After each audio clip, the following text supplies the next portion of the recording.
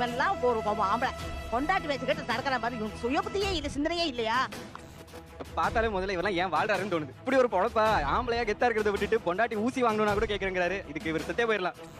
வீட்ல இருக்க ஒரு சரி, நீங்க உங்க பேச்ச நீங்க எப்படி சார் மீச வச்சு ஆம்பளைன்னு சொல்லி வந்து நிப்பீங்க? உங்க பேச்ச சப்பாத்தி பிசைறாராம், மாமியாருக்கு சப்பாத்தி போட்டு கொடுக்கறாராம். இது அவங்க அம்மாக்கெல்லாம் என்ன செய்வாங்களா?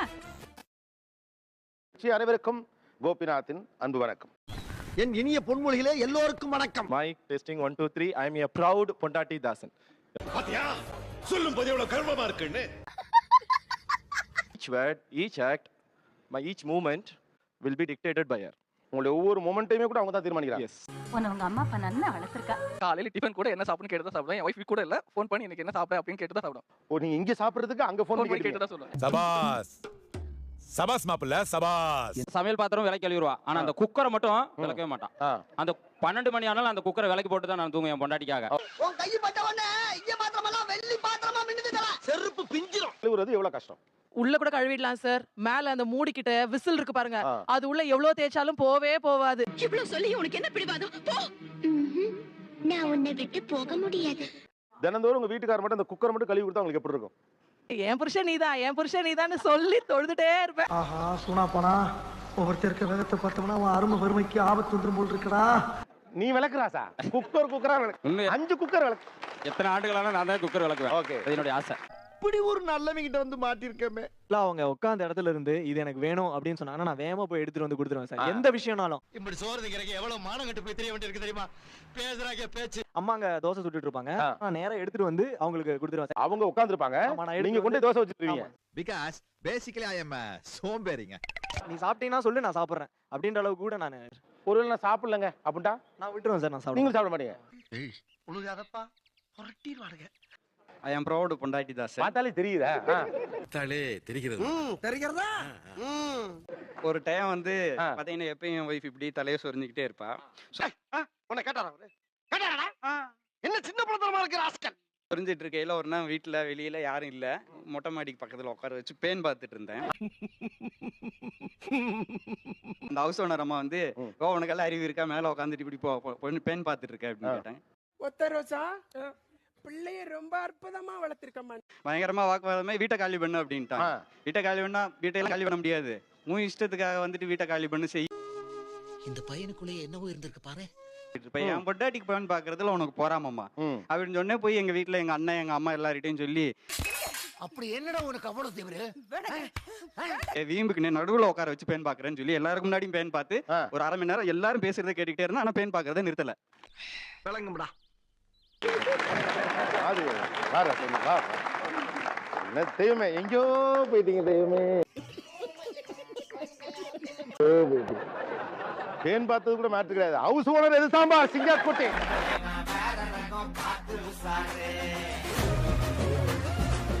கேட்டுக்கங்க, அவன் எங்கயோ போயிட்டு இருக்கான்.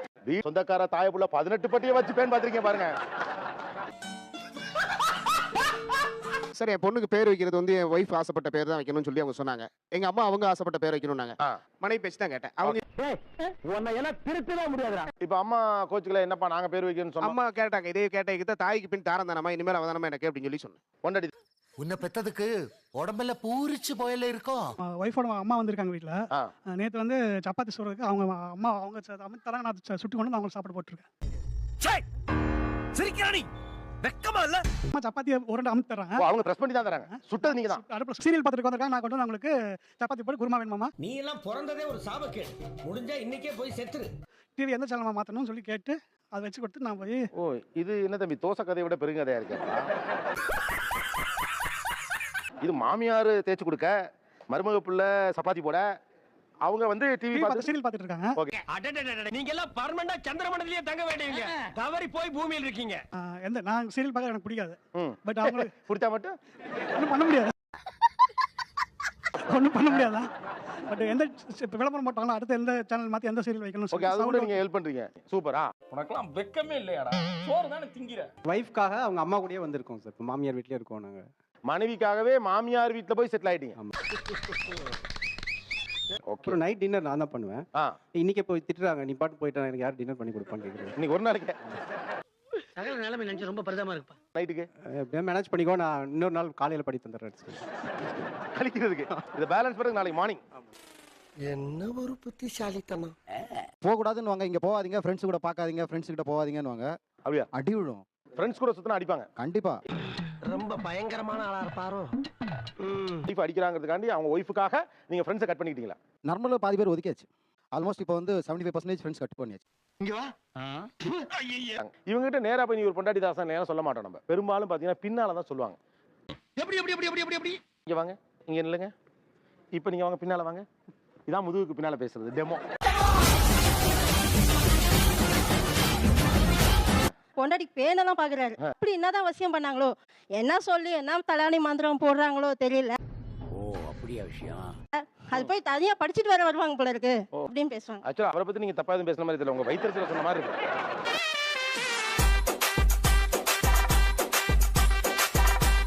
மனைவிக்காக, என்னுடைய குடும்பத்துக்காக, என்னோட மனைவிக்காக நான் செய்யறேன். இதுல என்ன கூச்சம், இதெல்லாம் வைக்க எதுவுமே தேவை. எங்க வீர வாழ்க்கையில இதெல்லாம் ரொம்ப சகஜம். இதெல்லாம் பார்த்தா நம்ம எப்படி குக்கர் கழுவ முடியாது. உங்களுக்கு வயிற்றுச்சா அவ்வளவுதான். சப்பாத்தி பிசைறாராம், மாமியாருக்கு சப்பாத்தி போட்டு கொடுக்குறாராம். இது அவங்க அம்மாக்கெல்லாம் என்ன செய்வாங்களா?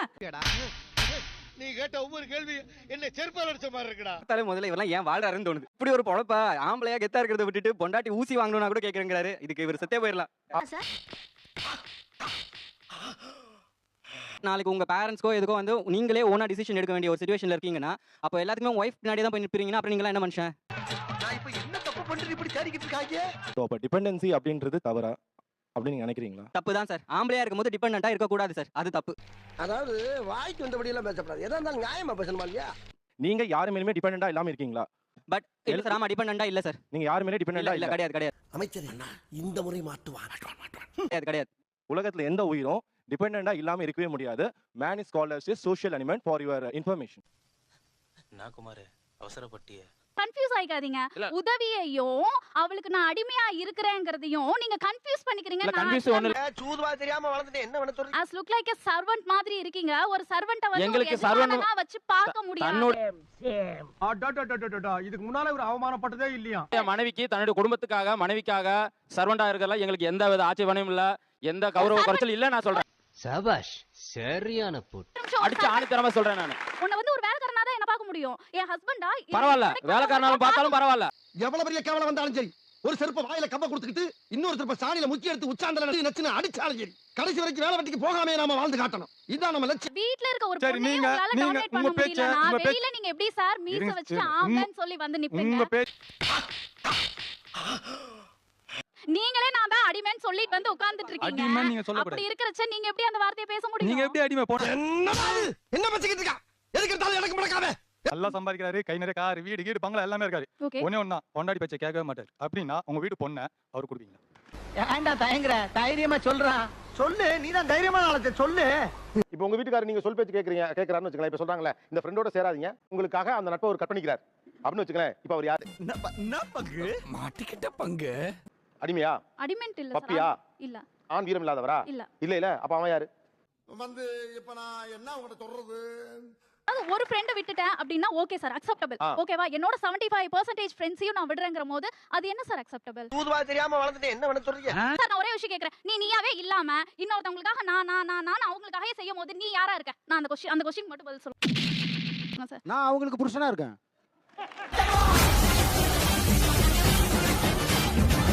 23 வருஷம் 24 வருஷம் வளர்த்த அப்பா அம்மாவை விட்டுட்டு புருஷன் தான் லைஃப்னு வர்ற ஒரு வைஃப் கிட்ட நம்ம லைஃப் ஃபுல்லா விட்டு கொடுக்கறதுல என்ன தப்பு இருக்கு? சரியா பேசுறேனா? ரொம்ப கரெக்ட். சார் ஆக்சுவலா எனக்கு இவங்க எல்லாம் பாக்கும்போது எப்படி இருக்குன்னா, எனக்கு எதுக்கு வம்பு, நான் இருக்கிற இடம் தெரியாம இருந்துக்கிறேன் அப்படின்ற மாதிரி எனக்கு இவங்க எல்லாம் பார்த்தா இருக்கு. எதை வச்சு அப்படி சொல்றீங்க? வைஃப் கிட்ட பேசி என் அப்பா அம்மாக்காக நீ இப்படி இருந்தா மனைவிக்குன்னு ஒரு மரியாதை அடிஷனலா உங்க ஃபேமிலில கண்டிப்பா கிடைக்கும். நீ சொல்றது கரெக்ட் தான்டா. ஆனா எனக்கு மனசாட்சி இடம் கொடுக்கலையே. கேவலம் இவெல்லாம் ஒரு ஆம்பளை பொண்டாட்டி பேச்சு கேட்டு நடக்கிற மாதிரி இவன் சுய புத்தியே இல்ல, சிந்தனையே இல்லையா அப்படின்னு 4 பேர் சொல்லு. உங்க பொண்டாட்டிக்கு அது வருத்தமா இருக்காதா? ஆனா சத்தியமா சொல்றேன், அவங்க பொண்டாட்டி தாசனா இல்லையான்னு தெரியல. நீங்க ஒண்ணு வீட்டுக்கார சொல்லி பேச்சு கேட்கற ஆள் மாதிரி எனக்கு தெரியல. எப்பவுமே எல்லாருமே பொண்டாட்டி கேட்டுதான் செய்வாங்க. பொண்டாட்டி கேட்டுதான் செய்வாங்க. இல்ல அதான் நாங்க பண்ணிட்டு இருக்கோம். அது வந்து நீங்க பொண்டாட்டி பார்த்தா இப்படியே பேசிக்கிட்டே இருந்தா என்னடா அர்த்தம்? எது பெருசுன்னு அடிச்சு காட்டு. நாங்க பொம்பளை இல்ல ஒரே நிமிஷம் இருங்க இருமா, அம்மா, please. டென்ஷன் ஆகாதீங்கம்மா. இல்ல, இல்ல. ஐயா இருங்கம்மா, சத்த பொறுமையா இருங்கம்மா, நான் சொல்ல கேளுங்க. அண்ணே கொந்தளிச்சாதீங்க அண்ணே, பொறுமையா கடப்பிடிங்க. அறியாப்புல தெரியாம கேட்டான். நீங்க எஸ்கேபிஸ்ட்ங்கறாங்க. ஆக்சுவலா என்னன்னா பேசிக்கலி நீங்க கொஞ்சம் சோம்பேறி. பொண்டாட்டி எல்லாத்தையும் தள்ளி விட்டுட்டு நல்ல பேர் எடுக்கிற மாதிரி பேர் வாங்கிக்கிறீங்க. என்ன பதில் சொல்லுவ? ஆமான்னு உண்மையை ஒத்துக்க முடியுமா? செருப்பால் அடிப்பாங்க. மனைவி தன்னுடைய சொந்தக்காரங்கிட்ட, நெருங்கிய சொந்தக்காரங்கிட்ட எனக்காக அவர் விட்டு கொடுக்குறாரு அப்படின்ற வார்த்தையை கேட்கும்போது சுகமா இருக்கு. ஆனா உங்க சொந்தக்காரங்களா கழுவி ஊத்துவாங்களா அது? ஒய்ஃபுக்கு எல்லாம் செய்றேன் அப்படின்னு புடவை தொடச்சு போட்ட தோச்சு போட்ட அதெல்லாம் போய் உண்மையா இருந்தாலும் அவங்களுக்கு மன நிம்மதி தூங்கும் போது இருக்காது, சந்தோஷம். மனைவியை மிரட்டுற கணவனுக்கும் இருக்காது, மனைவிக்கு அடிமையா இருந்து செய்யற கணவனுக்கும் இருக்காது. மண்ணதான் மாதிரி தூத்தல ஆக்சுவலா. தன் குடும்ப பிரச்சனையை தெருவுக்கு கொண்டு வராம குடும்பம் நடத்துறதுக்காக அது பொண்டாட்டி தாசனா இருந்தா தப்பே இல்ல. என்ன தப்பு? அங்க எடுக்கிற பொருள் இங்க எடுத்து வைக்க மாட்டாரு அப்படின்னாலும் குற்றம். கிச்சன்லயே இருந்தாரு பாத்திரம் கழுவினாலும் குற்றம்னா என்னதான் பண்ணணும் பாவம்.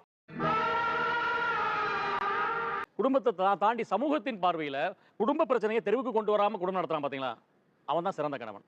சோ இது சூப்பர் அப்பு. மறக்காம சர்ப்ரைஸ் பண்ணுங்க. Thank you.